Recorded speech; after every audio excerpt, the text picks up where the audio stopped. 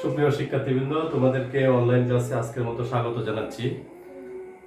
তোমাদের সাথে honours second ইয়ারের স্টুডেন্টদের সাথে আমার কম্পারেটিভ অ্যানাটমি আমি কোঅর্ডিনেট অংশ পড়াচ্ছিলাম তোমাদের কাছে। তোমাদের সাথে ইন্টিগ্রোমেন্টারি ডেরিভেটিভস, এটা নিয়ে আমাদের ইন্টিগ্রোমেন্টস অ্যান্ড ইটস ডেরিভেটিভস নিয়ে আলোচনা ছিল। এর মধ্যে আমরা গত ক্লাসে টিথ নিয়ে আলোচনা করেছি, ম্যামালদের টিথ অফ ম্যামালস, এটার উপরে আমাদের বিস্তারিত আলোচনা ছিল। আজকের ক্লাসে তোমাদেরকে আমি ডেন্টিনেশন অফ ম্যামাল, স্তন্যপায়ীদের দন্তবিন্যাস নিয়ে আলোচনা করবো। টিথ সম্পর্কে তোমাদের ধারণা আছে, আমরা গত ক্লাসে types of teeth, structures of teeth, এগুলো নিয়ে ব্যাপক আলোচনা করেছি। তো এই ক্লাসে আমরা ডেন্টিনেশন, দন্তবিন্যাস, এটার উপরে আমাদের আলোচনা থাকবে। ম্যামালদের ডেন্টিনেশন খুবই বৈচিত্র্যময়। তো সেই সেন্স থেকে এই ক্লাসটাও ইম্পর্টেন্ট, পরীক্ষাতে প্রায়ই আসে ডেন্টিনেশন অফ ম্যামাল। তো কম্পারেটিভ অ্যানাটমির একটা মেজর বিষয় এটা। তো চলো আমরা ক্লাস শুরু করি। তো আমরা টিথ সম্পর্কে জেনেছিলাম যে টিথ বা দাঁত হচ্ছে প্রাণীদের চোয়ালের মধ্যে সুচালু যে বস্তুটা, যেটা খাবারকে চর্বণ করে, পেষণ করে, কর্তন করে, এই রকমের বস্তুকে আমরা দাঁত বলে থাকি। তো চোয়ালের মধ্যে দাঁতের যে বিন্যাসে চোয়ালের মধ্যে দাঁত থাকে, সেই বিন্যাসকে আমরা দন্তবিন্যাস বা ডেন্টিনেশন বলে থাকি। আমরা দেখেছি বিভিন্ন ধরনের প্রাণীতে আমরা এপিডার্মিস এবং ডার্মিস, দুইটা অংশ থেকে দাঁতের উৎপন্ন হওয়া দেখি। বিশেষ করে ম্যামালদের দাঁত সবসময় ডার্মিস থেকে উৎপন্ন হয়। এর মধ্যে শুধু মনোট্রিমদের দাঁত এপিডার্মিস থেকে উৎপন্ন হতে দেখি। মনোট্রিম হচ্ছে যারা এগ লেইং ম্যামালস, যারা ডিম পাড়া স্তন্যপায়ী, তোমরা প্লাটিপাস বলে চিনে থাকবে, তারা এদের এপিডার্মিস থেকে উৎপন্ন হয়। যাই হোক, ডার্মিস থেকে ম্যামালদের দাঁত উৎপন্ন হয়।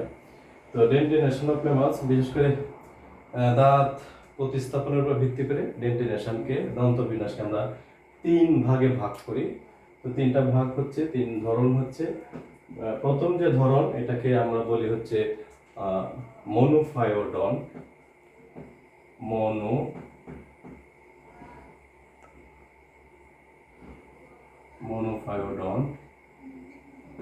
আরেক রকমের বিন্যাস হচ্ছে, দন্তবিন্যাস হচ্ছে ডাইফায়োডন। আরেক রকমের বিন্যাস হচ্ছে পলিফায়োডন। তো আমরা প্রতিস্থাপনের উপর ভিত্তি করে, দাঁত প্রতিস্থাপনের উপর ভিত্তি করে দন্তবিন্যাস ম্যামালদের মধ্যে, স্তন্যপায়ী প্রাণীতে আমরা এই 3 ধরনের দেখি। তো চলো, মনোফায়োডন কি রকম, আমরা দন্তবিন্যাসটা এটা আমরা দেখি। মনোফায়োডন দাঁত হচ্ছে এই সমস্ত ম্যামালদের জীবনে দাঁত একবারেই গজায়। এই দাঁতগুলা পড়ে গেলে পরে আর ওঠে না। জন্মের একটা নির্দিষ্ট সময় পরে দাঁতগুলা উঠে থাকে, অর্থাৎ তাদের সারা জীবনে এক সেট দাঁতই থাকে। আমরা দেখি যে সমস্ত প্রাণীতে, আমরা প্রাণীদের গ্রুপগুলা যদি আমরা বলি, বিশেষ করে একটা প্রাণী অর্নিথোরিনকাস, তোমরা জেনে থাকবে, প্লাটিপাসের বৈজ্ঞানিক নাম। এরপরে আমরা দেখি হচ্ছে মার্সুপিয়ালদের মধ্যে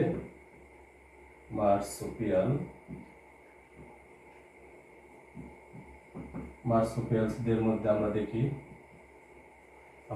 মোলসদের মধ্যে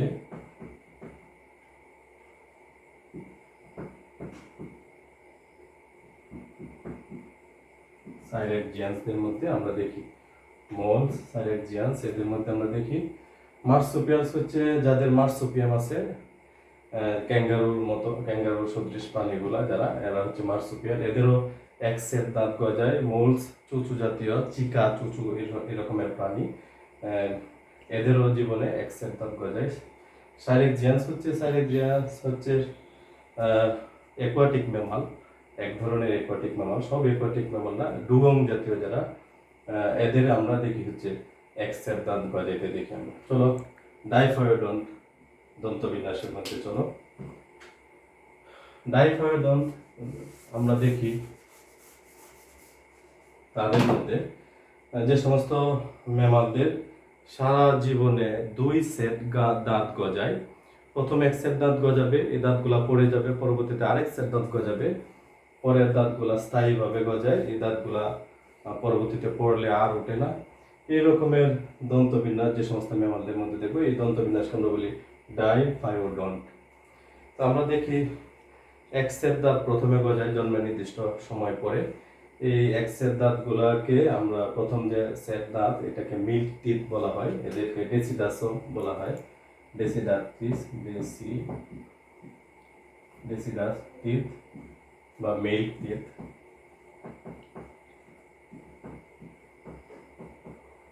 এই দাঁতগুলা এক সময় পড়ে যায়, পড়ে যাওয়ার পরে পরবর্তীতে আরেক সেট স্থায়ী দাঁত গজে, স্থায়ী দাঁত পরে আর ওঠে না। ডেসিডাস মানে মোচনশীল দাঁত, এগুলা মুচিত হয়, পড়ে যায়, পড়ে গিয়ে আবার ওঠে। তো ডাইফায়োডন্ট আমরা দেখি হচ্ছে মানুষ, বানর, শূকর, এই সমস্ত প্রাণীদের মধ্যে আমরা ডাইফায়োডন্ট দাঁত দেখি, দন্তবিন্যাস দেখি। আমরা পলিফায়োডন্টকে, চলো পলিফায়োডন্টের মধ্যে আসা যাক। পলিফায়োডন্ট দাঁত আমরা দেখি হচ্ছে এদের জীবনে দাঁত একটা নির্দিষ্ট সময় পর পর পড়তে থাকে, একটার পর একটা পড়তে থাকে, যখনই পড়ে আবার গজায়, যখনই পড়ে আবার গজায়। এই রকমের দাঁত আমরা দেখি। আমরা স্তন্যপায়ী প্রাণীদের মধ্যে অবশ্য এইরকম মেরুদণ্ডী প্রাণীতে দেখি না, মেরুদণ্ডী প্রাণীতে দেখি, স্তন্যপায়ীদের মধ্যে এই রকমের দাঁত দেখা যায় না। তো নিম্ন শ্রেণীর মেরুদণ্ডী প্রাণীতে আমরা পলিফায়োডন্ট দাঁত দেখি। তো পলিফায়োডন্ট দন্তবিন্যাস হচ্ছে একটা নির্দিষ্ট সময় পড়বে, পরে আবার গজাবে, এরকমের দন্তবিন্যাসকে আমরা পলিফায়োডন্ট দন্তবিন্যাস বলে থাকি। তো যেটা বলতেছিলাম, আমরা আরেক রকমের দন্তবিন্যাস নিয়ে আলোচনা করব। আমরা বলছিলাম যে দাঁত প্রতিস্থাপনের উপর ভিত্তি করে এই 3 ভাগে ভাগ করা হয়। আমরা দেখি আরেক রকমের দন্তবিন্যাস, আরো কয়েক ধরনের, যাটার ভিত্তি হচ্ছে, বেস হচ্ছে কাস্পের উপরে ভিত্তি করে। কাস্প নিয়ে আমি গত ক্লাসে আলোচনা করেছিলাম, CUSP, কাস্প। কাস্প হচ্ছে দাঁতের এনামেল, দাঁতের ক্রাউনের উপরে এরকমের একটা গঠন, যেখানে দাঁতগুলা আমরা দেখি যে মোলারের মধ্যে এই কাস্প দেখি। অবশ্য আমরা ক্যানাইন, সেসর, এই সমস্ত দাঁত ওইভাবে দেখি না। যে কাস্প আমরা দেখি ক্রাউনের উপরে দাঁতের ভাঁজগুলোকে, ক্রাউনের উপরে দাঁতের ভাঁজগুলোকে আমরা কাস্প বলে থাকি। তো কাস্পের আকার, সংখ্যা, বিন্যাস, এগুলোর উপর ভিত্তি করে দন্তবিন্যাসকে আবার অন্তত 6 ভাগে ভাগ করা হয়েছে। আমি 6টা ভাগ তোমাদের সামনে লিখতেছি। তো 6 ভাগে ভাগ। এই ভাগগুলা হচ্ছে কাস্পের আকার,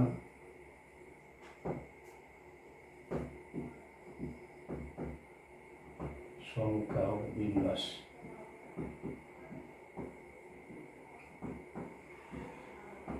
বিন্যাসের উপর ভিত্তি করে 6 ভাগ। আমরা দেখি যে 6টা ভাগ হচ্ছে। প্রথম ধরন, যেটাকে বলা হয় বিউনোডন, আমরা বিউনোডন নিয়ে আলোচনা করব। এরপরে দেখি আমরা লোফোডন, এরপরে দেখি আমরা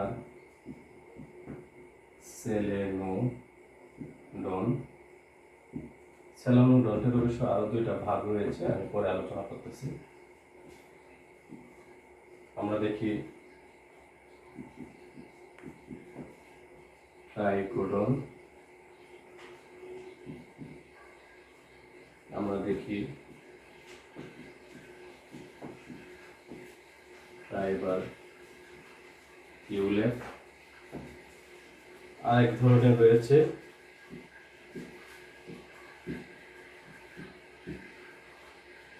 যেটা বলে সেকোডন। তো আমরা কাস্পের আকার, সংখ্যা ও বিন্যাসের উপর ভিত্তি করে দন্ত বিন্যাসকে আরো 6 ভাগে ভাগ করি। প্রথমটা হচ্ছে বিউনোডন টাইপের দন্ত বিন্যাস, লোফোডন, সিলিনোডন, ট্রাইকোডন, ট্রাইবারকিউলেট আর হচ্ছে সেকোডন। তোমরা আমি একটা একটা করে আলোচনা করব। তো চলে আসো বিউনোডন্টের মধ্যে। বিউনোডন্টের মধ্যে আমরা কাস্পের কি রকমের গঠন দেখি। আসলে বিউনোডন্টের কাস্প আমরা দেখি এদের কাস্পগুলো অনেকটা ভূতা প্রকৃতির, ভূতা প্রকৃতির, গোলাকার ধরনের এই রকমের আমরা কাস্প দেখে থাকি হচ্ছে বিউনোডন দাঁতের মধ্যে। তো বিউনোডন দাঁতের কথা বলতেছিলাম, যেটা এদের কাস্পের সংখ্যা একাধিক থাকে, একের অধিক থাকে, বেশ কয়েকটা কাস্প থাকবে। এদের কাস্পগুলো ভূতা থাকবে এবং গোলাকৃতি থাকবে, এরকমের দাঁতকে আমরা বিউনোডন বলবো। তো আমরা বিউনোডন সহ এই সমস্ত দাঁতের কাস্পগুলা কিরকম আমি কয়েকটা চিত্র আঁকবো, চিত্র এঁকে তোমাদেরকে আবার ক্লাসে নিয়ে আসতেছি। তো আমরা বিউনোডন দাঁত, এখানে একটা চিত্র আছে, যে চিত্রটা দেখা যাচ্ছে যে দাঁতের আসলে আমরা এই প্রকারগুলা আমরা চিক টিথ, যেগুলা চিক টিথ বলতে আমরা আমাদের প্রিমোলার এবং মোলারের বিন্যাসকে আমরা বুঝবো। মোলার এবং প্রিমোলারের বিন্যাস অনুযায়ী এই 6 ভাগে ভাগ করা হয়েছে। তো বিউনোডন দাঁতের ক্রাউনের মাঝের অংশ নিচু থাকবে এবং গোলাকার একটা কাস্প থাকবে। তো এই রকমের কাস্পওয়ালা যদি দাঁত আমরা দেখি, প্রিমোলার এবং মোলার, তাহলে আমরা এটাকে বিউনোডন বলবো। আর লোফোডন দাঁত আমরা দেখি হচ্ছে প্রিমোলার এবং মোলার দাঁত দুইটা একসাথে মিশে গিয়ে ক্রিসেন্ট টাইপ, অর্ধচন্দ্রাকৃতির, সেমিলুনার টাইপের এক রকমের উঁচু ডিবির মতো তৈরি করে। তো ডিবির মতো তৈরি করে প্রিমোলার মোলার একসাথে অবস্থান করে এই কাস্পগুলো একসাথে মিশে যায়। তো এই রকমের দাঁতকে আমরা বলি লোফোডন। আর এই রকমের গঠনকে লফসও বলা হয়, লফস। এই রকমের গঠনকে আমরা লফস বলে থাকি। আমরা এই রকমের লফস দেখি হচ্ছে হাতি, ঘোড়া, গরু, এই রকমের প্রাণীতে আমরা এই লোফোডন টাইপের দাঁত দেখি, যাদের কাস্পটা অনেকটা crescent type, semilunar type cusp গঠন করে, আমরা এটা দেখে থাকি। আমরা সেলোনোডন দাঁত দেখি, দন্তবিন্যাস দেখি, এদের ক্রাউনটা অনেক খাড়া থাকবে, ডেন্টিনের যে নরম অংশ এটা এনামেল দ্বারা ঢাকা থাকবে, কিন্তু গ্রীবা এবং মূল এই পর্যন্ত এনামেল যাবে না। অর্থাৎ ক্রাউনটা বেশ খাড়া ধরনের থাকবে। এই রকমের দাঁতের বিন্যাস, এইগুলোকে আমরা সেলোনোডন বলে থাকি। সেলোনোডন দাঁত আবার 2 ধরনের। এক ধরনকে বলা হয়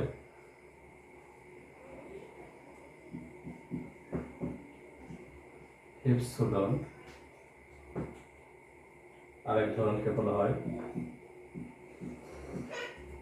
ব্রাকিওডন। তো আমরা দেখি ব্রাকিওডন এবং হিপসোডন ধরনের দাঁত।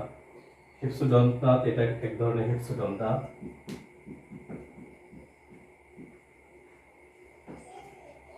আমরা হিপসোডন দাঁতের আমরা দেখলাম যে বেশ খাড়া, এদের গ্রীবা বেশ খাটো থাকে, কিন্তু ক্রাউনের অংশটা বেশ খাড়া থাকে এবং সম্পূর্ণ ক্রাউন এটা এনামেল দ্বারা ঢাকা থাকবে, আবৃত থাকবে। তোমরা জানো এনামেল হচ্ছে দাঁতের সবচেয়ে শক্ত অংশ, আর দাঁত হচ্ছে আমাদের কঙ্কাল তন্ত্রের সবচেয়ে শক্ত অংশ হচ্ছে দাঁত, আর এটা এনামেলের কারণে একটু শক্ত থাকে। তো এই অংশটা ডেন্টিনের বাকি অংশ যেগুলো, এগুলা এনামেল দ্বারা ঢাকা থাকে না। তো হিপসোডন দাঁত আমরা এই রকমের দেখতে থাকি। আর ব্রাকিওডন দাঁতের ক্ষেত্রে ঠিক এর উল্টো। আমরা দেখি যে এদের গ্রীবার অংশটা, যেটা আমরা দেখি যে ক্রাউনের পরে গ্রীবা থাকে, তারপর দন্তমূল থাকে দাঁতের অংশের মধ্যে। তো ক্রাউনের অংশটা বেশ খাটো থাকে আর গ্রীবার অংশটা এটা লম্বা থাকে ব্রাকিওডনের ক্ষেত্রে। এই ধরনের দাঁত আমরা দেখে থাকি যে সেলোনোডন দাঁত। তো এরকমের হিপসোডন দাঁত দেখি আমরা ছাগল, ঘোড়া এই সমস্ত প্রাণীতে আমরা হেক্সোডন দাঁত দেখে থাকি। ব্রাকিওডন দাঁত আমরা দেখি যে কিছু কাঠবিড়ালির মধ্যে, বিশেষ করে ভূমি কাঠবিড়ালির মধ্যে আমরা ব্রাকিওডন দাঁত দেখে থাকি। চলে আসো ট্রাইকোডন্টের মধ্যে। আমরা ট্রাইকোডন দাঁত কীরকম দেখি। ট্রাই মানে 3, আমরা 3টা কাস্প দেখবো ট্রাইকোডন দাঁতের মধ্যে। আমরা 3টা কাস্প অনেকটা এই রকমের দেখে থাকি। এটা যদি দাঁতের একটা কাস্প হয়, এটা যদি দাঁত হয়,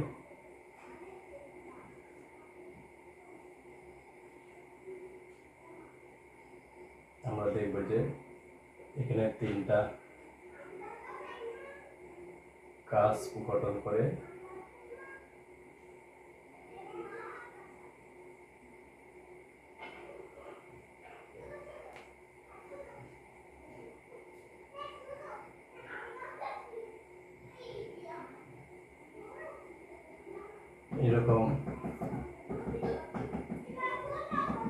এরকম 3টা কাস্প নিয়ে গঠিত হচ্ছে ট্রাইকোডন দাঁত।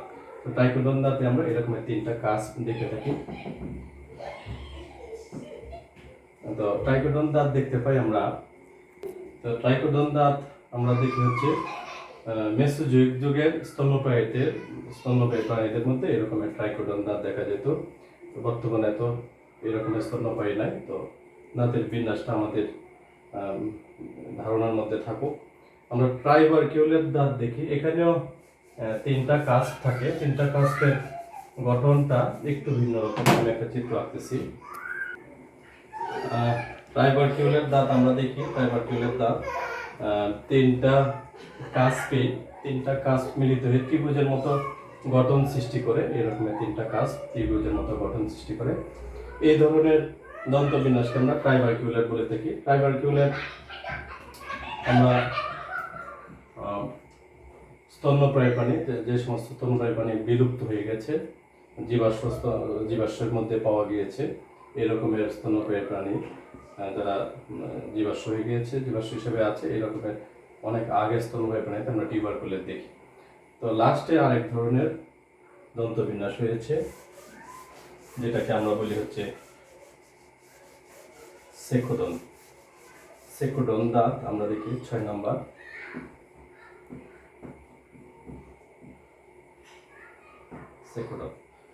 সেকোডন দাঁত দেখি আমরা সে সমস্ত প্রাণীতে যাদের কাস্প অত্যন্ত তীক্ষ্ণ এবং ধারালো, এই রকমের দন্তবিন্যাসকে আমরা সেকোডন বলে থাকি। যাদের আমরা প্রিমোলার এবং মোলার অনেক তীক্ষ্ণ থাকে, ধারালো থাকে, বিশেষ করে মাংসাশী প্রাণী, আমরা কুকুর, সিংহ, বাঘ এই সমস্ত প্রাণীতে সেকোডন ধরনের দাঁত দেখে থাকি। চোয়ালের আরেক রকমের দন্তবিন্যাস আমরা দেখি এই 6টার বাইরে। চোয়ালের মধ্যে দাঁতের সংযুক্তির উপর ভিত্তি করে এখানে আমরা আরেক ভাগে ভাগ হইতে দেখি। চোয়ালের মধ্যে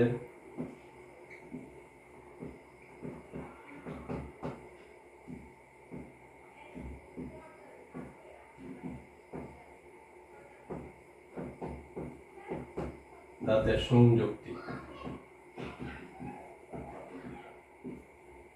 এর উপর ভিত্তি করে আরেক ধরনের দাঁত বিন্যাস আমরা দেখি থেকোডন। চোয়ালের মধ্যে দাঁতের সংযুক্তির উপর ভিত্তি করে আমরা থেকোডন টাইপের দাঁত দেখি। এই সমস্ত দাঁতগুলা চোয়ালের কুঠোরের মধ্যে, যেটাকে থেকা বলা হয়, থেকা বা অ্যালভিওলাসের মধ্যে দাঁতগুলা গ্রথিত থাকে। এই রকমের দাঁতকে আমরা থেকোডন দাঁত বলে থাকি। মানুষ সহ অনেক রকমের স্তন্যপায়ী প্রাণীতে আমরা থেকোডন টাইপের দাঁত দেখে থাকি। তো এই ছিল আমাদের ডেন্টিনেশন অফ ম্যামাল, স্তন্যপায়ী প্রাণীদের দাঁতের বিন্যাস। তো দাঁতের বিন্যাস আমরা বেশ কয়েক রকমের দাঁত দেখলাম। তো আমাদের সামনে এখন রয়েছে ডেন্টাল ফর্মুলা। আমি একটু সংক্ষিপ্ত আকারে ডেন্টাল ফর্মুলাটা আলোচনা করতেছি। তো চলো আমরা ডেন্টাল ফর্মুলাতে চলে আসি।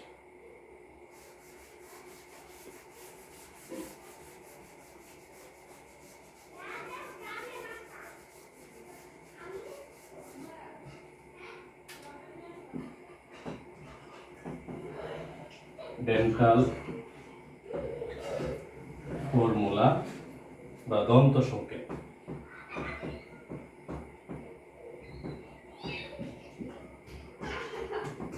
বিভিন্ন প্রাণীদের দন্ত সংকেত বা ডেন্টাল ফর্মুলা সম্পর্কে তোমাদের ধারণা আছে। তুমি ইন্টারমিডিয়েটের বইয়ে পড়েছ যে মানুষের দন্ত সংকেত নিয়ে তোমার বইয়ে আলোচনা ছিল। তো আমরা দেখেছি দাঁতের গঠন এবং বিন্যাসের যে সংকেত, এটাকে দন্ত সংকেত বা ডেন্টাল ফর্মুলা বলা হয়। অর্থাৎ দাঁতের গঠন এবং বিন্যাসকে যে ফর্মুলা দ্বারা বা সূত্র আকারে উপস্থাপন করা হয়, এই সূত্রটাকে বলা হয় ডেন্টাল ফর্মুলা। আমরা দেখি যে আমরা এর আগে গত ক্লাসে পড়েছি দাঁতের বিভিন্ন রকমের টাইপস। আমরা বিভিন্ন ধরনের দাঁত দেখেছি। আমরা দেখেছি অন্তত 4 ধরনের দাঁত, যেটাকে বলা হয় ইনসিসর, যেটাকে আই দ্বারা প্রকাশ করা হয়। এরপরে ক্যানাইন, যেটাকে সি দ্বারা প্রকাশ করা হয়। আর এক রকমের আছে যেটাকে প্রিমোলার, প্রিমোলারকে পি দ্বারাও প্রকাশ করা হয়, আবার পিএম দ্বারা প্রকাশ করা হয়। আর মোলার হচ্ছে এম দ্বারা প্রকাশ করা হয়। তো এই আইসিপিএম, এই 4টা সংকেত, 4টা প্রতীকের উপরে আমরা দাঁতের ফর্মুলা দেখি। বিভিন্ন ধরনের স্তন্যপায়ী প্রাণীতে দাঁতের ফর্মুলা বিভিন্ন রকম। তো আমরা ডেন্টাল ফর্মুলাতে আমরা দেখি যে আইসিপিএম দ্বারা এটাকে সংকেতটাকে লেখা হয়। নিচে উপরে একই রকমের। আমরা জানি যে আমাদের দাঁতের 2 পাটি থাকে। উপরের চোয়ালের দাঁতে 1 পাটি থাকে, নিচের চোয়ালে আরেক পাটি দাঁত থাকে। তো প্রত্যেক চোয়ালের অর্ধেক অংশের আবার পুনরাবৃত্তি ঘটে, একই রকমের দাঁত দ্বারা প্রতিস্থাপিত হয়। এই জন্য আমরা প্রত্যেকটা চোয়ালের অর্ধেক অংশকে আমরা এখানে ডেন্টাল ফর্মুলাতে নিয়ে আসবো। আমরা মানুষের দন্ত সংকেতে দেখি, আমরা দেখি মানুষের দন্ত সংকেতের মধ্যে 2 1 2 3, আমরা নিচে একই রকমের হবে 2 1 2 3। এটাকে 2 দ্বারা গুণ করা হয়, তাহলে 32টা বের হয়ে আসবে, 32 অঙ্ক বের হয়ে আসবে। এখানে 2 আর 1 3, 3 আর 2 5, 5 3 8, উপরে 8 নিচে 8, আর 2 গুণে 16, উপরে হবে নিচে হবে 16। এটাকে আমরা এইভাবে লিখতে পারি, উপরে ইন্টু 2 নিচে ইন্টু 2, এইভাবে 32 বের হয়ে আসে, 32টা দাঁত। তো আমরা আই দ্বারা বুঝবো হচ্ছে ইনসিসর দাঁত, সি দ্বারা ক্যানাইন, পি দ্বারা প্রিমোলার, এম দ্বারা মোলার টিপ, নিচে একই রকমের। তো এইভাবে আমরা ডেন্টাল ফর্মুলা দ্বারা বিভিন্ন প্রাণীর দন্ত সংকেতকে প্রকাশ করে থাকি। আমি মানুষের টার্মে করে দেখালাম। আমরা বিভিন্ন প্রাণীতে নানা রকমের সংকেত দেখে থাকি। তোমাদের বেশ কয়েকটা প্রাণীর ডেন্টাল ফর্মুলা মনে রাখা উচিত। তো যাই হোক, ডেন্টাল ফর্মুলা সম্পর্কে আমি একটু সংক্ষেপে আলোচনা করলাম। তো আমাদের আজকের ক্লাস এতটুকুই। আমরা দন্ত বিন্যাসের উপরে একটা মোটামুটি একটা ধারণা পেয়েছি। দাঁত এবং দন্ত বিন্যাস সম্পর্কে ধারণা পাওয়াটা খুব জরুরি ছিল। আমাদের কম্পারেটিভ অ্যানাটমির একটা বিশেষ বিষয়, এটা গুরুত্বপূর্ণ বিষয়। তোমাদের সাথে সামনের ক্লাসে আবারও অন্য একটা টপিকস নিয়ে আলোচনা হবে। আবার তোমাদের সামনে চলে আসবো। এতদিন এর ভিতরে তোমরা আশা করি অপেক্ষায় থাকবে। তোমাদের সাথে আবারও দেখা হবে। তোমরা সকলেই ভালো থাকো। সকলকে শুভেচ্ছা জানিয়ে আজকের মতো খোলা হাফেজ।